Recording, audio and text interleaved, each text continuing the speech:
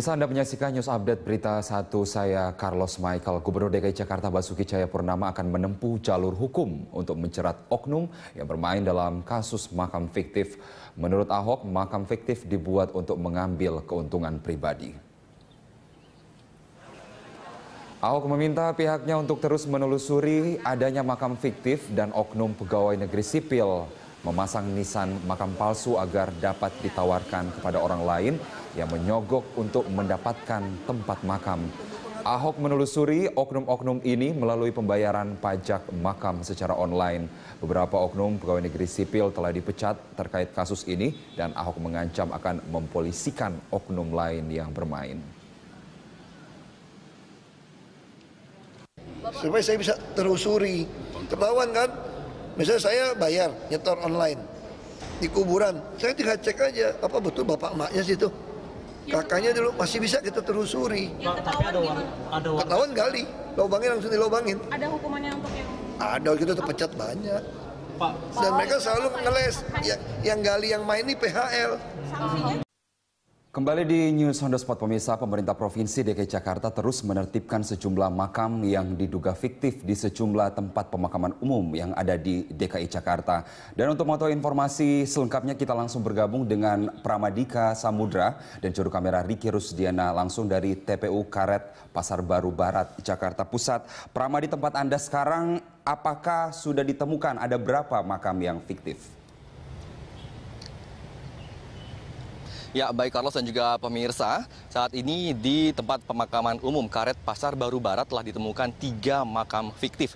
Dan ketiganya hari ini telah dibongkar oleh Pemprov DKI Jakarta melalui Dinas Pertamanan dan Pemakaman DKI Jakarta. Dan dari 3 makam tersebut mengatasnamakan atas nama bayi tanpa ada keterangan kapan kelahiran dan juga kapan keterangan kematian. Dan tadi yang hadir dalam pembongkaran diantaranya adalah Kepala Dinas Pertamanan dan Pemakaman DKI Jafar Mukhlisin, Kepala Suku Dinas Pertamanan dan Pemakaman Jakarta Pusat Munjirin, Kepala Seksi Pemakaman DKI Agustinus Asa, dan Kepala TPU Karet Pasar Baru Barat Sandra.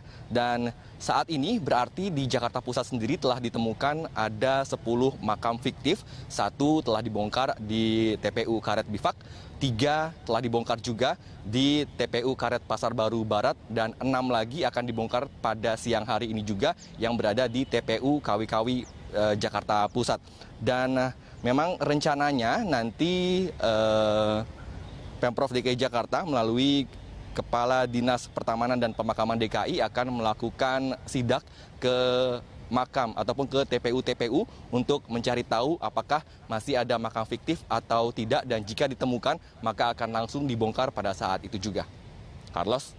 Ya, Pram, kita tahu bahwa Pemprov terus berupaya untuk membongkar makam fiktif. Lalu bagaimana cara kemudian petugas dari pemerintah provinsi membedakan makam yang fiktif seperti apa, sementara yang benar-benar ada isinya itu seperti apa? Bagaimana kita membedakannya? Ya, jika kita melihat secara fisik, maka perbedaan mendasar adalah pada nama. Dan pada hari ini memang ditemukan ada 3 nama bayi tanpa ada keterangan kapan kelahiran dan juga kapan kematian. Seperti yang ditemukan beberapa hari yang lalu di Karet Bifak, meski menggunakan nama seseorang, namun tidak ada keterangan kapan kelahiran, tahun kelahiran, tanggal kelahiran, dan juga kapan tahun ataupun tanggal kematian. Dan selain itu dari sisi registrasi juga dapat diketahui dari melihat adanya nomor pendaftaran dan juga kapan terakhir kali ini dilakukan pembayaran bulanan ataupun iuran yang dilakukan oleh keluarga, seperti untuk melakukan kebersihan dan juga penjagaan di pemakaman ini, apakah sudah ada selama sebulan rutin atau tidak. Dan jika tidak maka dapat diketahui ini merupakan adalah makam fiktif. Dan untuk pemakaman fiktif pada hari ini di TPU Karet Pasar Baru Barat diketahui bahwa pemakaman fiktif ini memang sudah ada sejak lama, dan Pemprov tidak begitu menemukan kesulitan untuk mencari tahu siapa yang meminta makam fiktif ini, karena makam fiktif ini diminta oleh keluarga sendiri agar dapat berdekatan pemakaman keluarga mereka. Carlos. Iya, kedepannya akan seperti apa, Pram? Pemerintah Provinsi DKI Jakarta harus melakukan upaya agar supaya tidak ada lagi makam fiktif seperti ini. Ya, Dinas Pertamanan dan Pemakaman DKI Jakarta memang bertekad untuk memberangus ataupun untuk menghabiskan semua makam fiktif yang tersebar di DKI Jakarta. Bahkan selain 10 yang ada di Jakarta Pusat, dikabarkan bahwa masih ada 160 makam fiktif yang tersebar di Jakarta Barat. Untuk itu, memang Pemprov DKI Jakarta melalui Dinas Pertamanan dan Pemakaman akan melakukan sidak dan juga akan mengontrol dan terus mengawasi pemakaman yang ada di TPU di DKI Jakarta ini. Dan berikut pernyataan dari Kepala Dinas Pertamanan dan Pemakaman DKI Jakarta. Yang pertama tentunya selektif, benar ya, selektif terkait dengan masalah pendataan. Data dulu yang harus kita sepakati. Nah, dengan data, maka kalau data itu tidak baik ya atau tidak sesuai dengan yang ada, ini akan menjadi masalah. Nah, kami juga tentunya setelah data ini lengkap, data ini dianggap valid dan betul-betul dapat dipertanggungjawabkan, maka kita akan serahkan ke PTSP. Nah, di PTSP lah, karena memang itu urusan perizinan melalui PTSP di sana, sehingga masyarakat itu bisa mengetahui apakah masih ada petak makam yang kosong atau tidak di satu tempat. Nah ini, kemudian dikaitkan dengan masalah pengawasan kita ya, pengawasan kita kan tidak mungkin kalau misalnya dalam satu TPU itu tidak bisa terkontrol oleh petugas kita ya, oleh pengawas kita. Setiap aktivitas yang ada tentunya harus diikuti. Maka untuk itu pengawasan yang paling penting dari tugas kita juga akan kita tingkatkan. Ya, selain selektif dalam permasalahan pendataan, pelayanan terpadu satu pintu pun dinilai cukup efektif untuk menghindarkan adanya makam palsu. Selain itu, untuk meningkatkan pengawasan, maka Dinas Pertamanan dan Pemakaman DKI Jakarta akan melakukan pengecekan dan penertiban petak-petak makam yang sudah kadaluarsa atau tidak diperpanjang masa IPTM-nya. Untuk sementara demikian yang dapat kami sampaikan, kita kembalikan ke studio. Carlos Michael. Iya, terima kasih Pramadika Samudra atas informasinya terkait makam fiktif.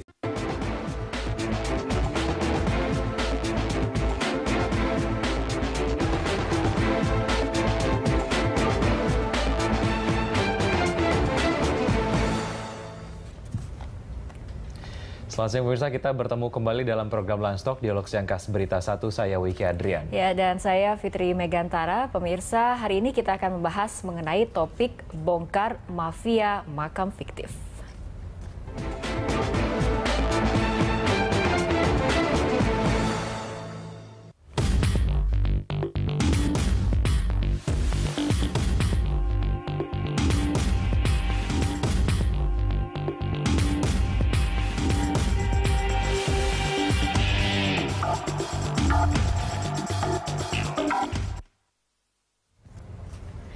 Pemirsa, makam fiktif kembali ditemukan di sejumlah TPU di Jakarta. Makam tersebut memiliki nisan namun tidak ada jenazah di dalamnya. Diduga makam tersebut sudah dipesan terlebih dahulu. Dan untuk membahas hal ini hadir narasumber di studio pengamat tata kota Pak Nirwono Yoga, dan juga sudah bergabung bersama kami Kepala Dinas Pertamanan dan Pemakaman DKI Jakarta Pak Jafar Mukhlisin. Namun kita sebelum memulai dialog, kita akan saksikan terlebih dahulu paket berikut ini.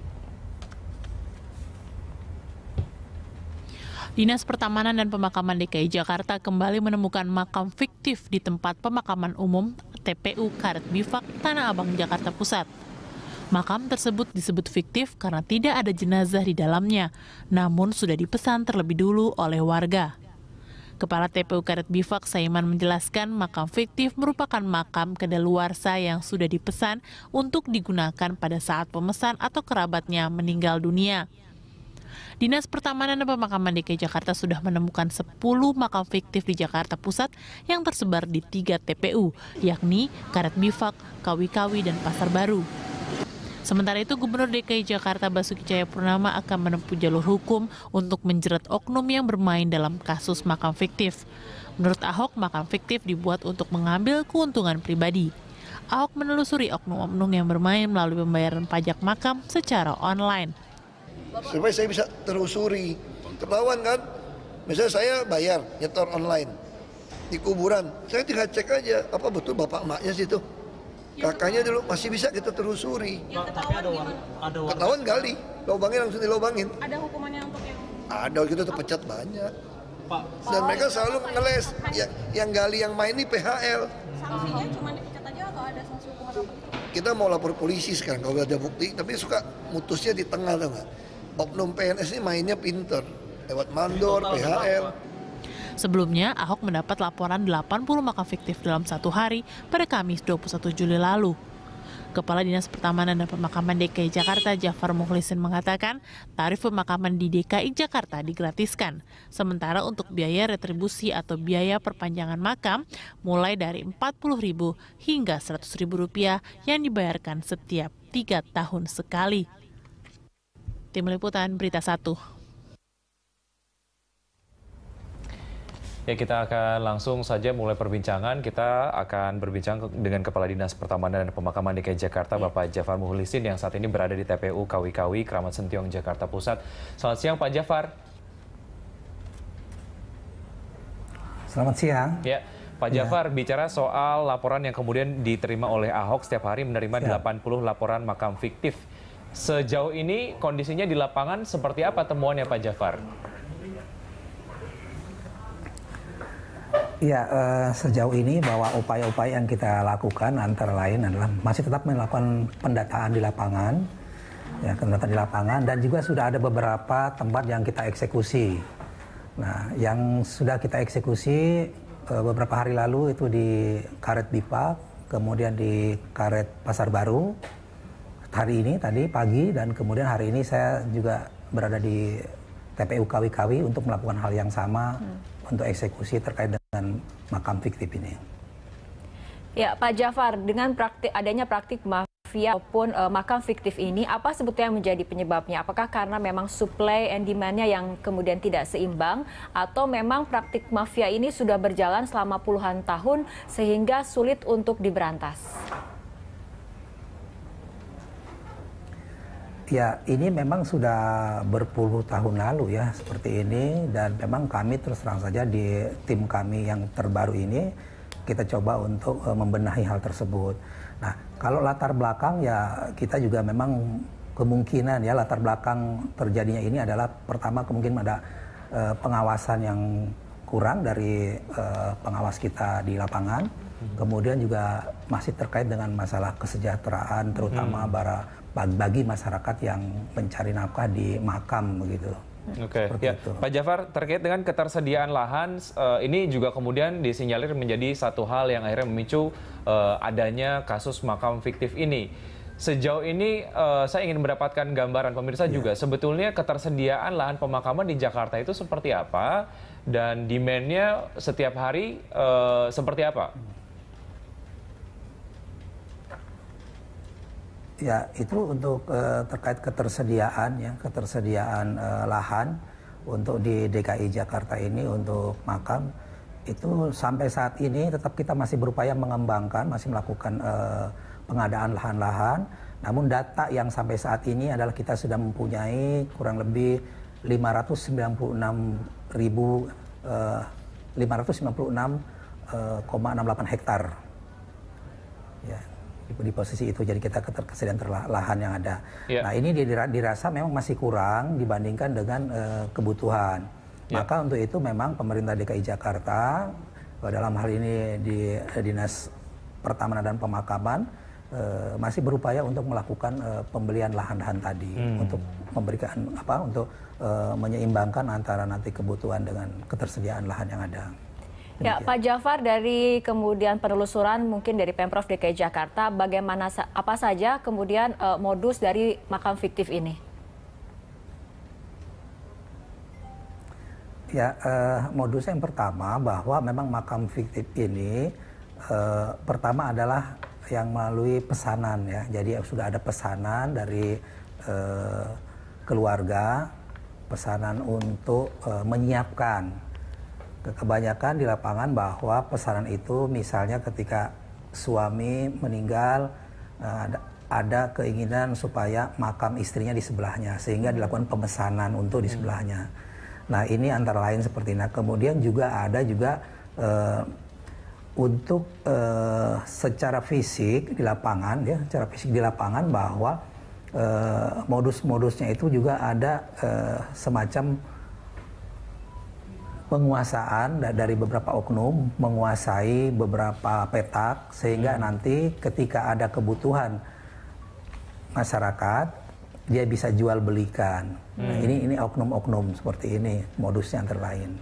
Oke, ya Pak Jafar, terkait dengan keberadaan dari mafia makam ini, sebetulnya apa agenda dari pemerintah provinsi sendiri? Artinya untuk betul-betul ini kemudian kasusnya terpecahkan gitu, tidak ada lagi kasus-kasus ini di ke depan. Ya, kita tentunya berupaya setelah kita melakukan pendataan, ya selama ini kan kita terus masih berjalan melakukan pendataan, sampai dengan saat ini pun kita sudah menemukan beberapa tempat ya yang kita coba untuk lakukan penelitian. Nah, ini kita melakukan pendataan yang lebih baik lagi sehingga data-data itu konkret, data itu lengkap. Nah, kemudian setelah itu kita akan serahkan data kita ini ke PTSP. Nah, sehingga nanti tidak ada lagi yang masyarakat itu kesulitan mencari makam, mencari informasi makam-makam di mana yang masih kosong. Kalau sudah kita lakukan data yang baik, data yang lengkap, maka tentunya kita berharap bahwa permasalahan-permasalahan tadi akan terkurangi, bahkan nanti tidak ada lagi terjadi transaksi jual beli ataupun disebut dengan makam fiktif. Baik, ya saya ke Pak Nirwono Yoga. Pak Yoga, sebetulnya kasus mafia makam ini mengapa kemudian berlangsung berpuluh-puluh tahun? Kalau dilihat dari otoritatifnya provinsi atau pemerintah provinsi DKI Jakarta terhadap keberadaan mafia makam ini sejauh ini seperti apa sih? Artinya mana yang kemudian lebih otoritatif sebetulnya? Ya, ini sebenarnya bukan persoalan baru ya sebenarnya. Kita coba kembali ke fakta yang ada di lapangan ya. Dinas Pertamanan Pemda DKI ya itu mengelola kurang lebih 78 TPU yang tersebar di 5 wilayah plus Kepulauan Seribu. Nah, dari total 78 TPU ini memang sebagian besar kondisinya sekarang ini sudah penuh ya. Jadi kalau data kita mengatakan bahwa satu hari ini kan penduduk Jakarta yang meninggal rata-rata 100 sampai 110 per orang ya per hari. Nah, artinya akan dibutuhkan lahan minimal kan antara 100 sampai 110 tadi per hari di Jakarta. Nah, kondisinya sekarang ini dari total 78 tadi ada sekitar 590 kan luas hektar yang ada. Nah, sebenarnya sampai dengan tahun 2029 target dari RPJMD tentang pemakaman ditargetkan kurang lebih sampai dengan 750 hektar. Nah, kita masih ada utang sekitar 200-an hektar. Nah, kondisinya begini, dari 200-an ini yang sudah dibebaskan itu sekitar 100. Sisanya masih dalam tahap perencanaan atau peruntukan, belum dibebaskan. Nah, yang 100-an ini pun juga masih perlu pematangan. Nah, fakta di lapangan lagi, kita ini sebenarnya hanya dalam waktu 2 tahun, kalau sistem pemakamannya masih seperti sekarang, akan mengalami krisis lahan pemakaman. Karena tidak tercukupi antara kebutuhan dengan ketersediaan lahan. Karena itu perlu ada beberapa langkah. Nah, kemudian juga persoalan yang kita temukan di lapangan, dari 78 TPU ini pun ya, kurang lebih 50%-nya ternyata masih ada masalah soal administrasi lahan. Jadi ada beberapa lahan yang TPU-nya ini lahannya ini sebagian dulu mestinya diserahkan atau wakaf kepada pemerintah DKI, tetapi sampai dengan sekarang tidak ada semacam tanda bukti penyerahan. Nah, inilah yang mengakibatkan warga sekitar, terutama keluarga-keluarga yang dulu merasa sudah memberikan wakaf kepada tanah di TPU tersebut, merasa ikut memiliki keberadaan taman tersebut. Padahal sebetulnya sudah diwakafkan gitu ya. Betul, tapi sampai dengan sekarang kasus yang kita temukan tidak ada bukti hitam di atas putih bahwa keluarga A menyerahkan kepada Pemprov DKI tanah tersebut secara resmi. Nah, ini mengakibatkan di lapangan ada 2. Satu, si warga tadi merasa ikut mengelola sehingga tidak heran kalau terjadi praktek jual beli tadi. Bahkan kedua, di lapangan kita temukan ada beberapa warga yang juga sudah membangun bangunan, entah itu berupa kios dan bangunan. Nah, ini petugas TPU-nya sendiri juga dalam tanda petik ya, ini juga agak kesulitan dalam menertibkan pengelolaan lahan makam tersebut. Rata-rata di TPU ini aja, contoh sebagai TPU Karet Bifak ya, yang tidak jauh dari sini. TPU yang cukup luas ini pun ini hanya didukung oleh tenaga kurang lebih antara 8 sampai dengan 10 orang. Sementara pihak warga yang ikut mengelola dalam tanda petik tadi jauh jumlahnya dari situ. Nah, ini yang mengakibatkan banyak sekali praktek-praktek tadi tidak terhindarkan. Nah, ada dua persoalan mendasar yang menurut saya PR besar dari Dinas Pertamanan, yaitu pertama, akurasi data. Kita sudah melakukan pendataan, dalam hal ini masih dalam progres juga. Yang sebenarnya juga sudah kita laporkan kepada pimpinan terdahulu bahwa akurasi data ini sampai dengan sekarang ini memiliki perbedaan data yang cukup menyolok antara masing-masing TPU. Nah, ini menurut saya harus perlu diklarifikasi segera. Karena contoh mamanya di TPU A dengan luas sekian, kapasitas makam yang akan dimakamkan di situ berapa sih sebenarnya? Nah, data ini pun tidak akurat, sehingga dengan mudah mengatakan bahwa ini bisa jadi makam fiktif, ini makam yang sudah penuh, gitu kan? Nah, ini PR pertama. Kedua, soal manajemen di masing-masing TPU. Contoh paling mudah aja, petugas. Petugas ini rata-rata berjaga sesuai dengan jam kerja, antara dari jam 8 sampai dengan jam 5 sore. Nah, setelah jam kerja ini selesai kan mereka pada pulang. Nah, inilah yang menjadi celah salah satu kenapa kita tahu kalau kita ada musibah kematian kan tidak mengikuti jam kerja. Nah, pada jam-jam di luar jam kerja inilah yang kemudian mereka dalam tanda petik tadi warga ataupun yang tinggal di sekitar makam tadi yang celah terbuka lebar untuk praktik mafia ataupun makam fiktif seperti itu ya Pak Yoga. Pak Yoga, oke, kita akan tanyakan mengenai akurasi data dan juga manajemen di TPU kepada Pak Jafar, tapi kita akan ikuti jeda berikut terlebih dahulu.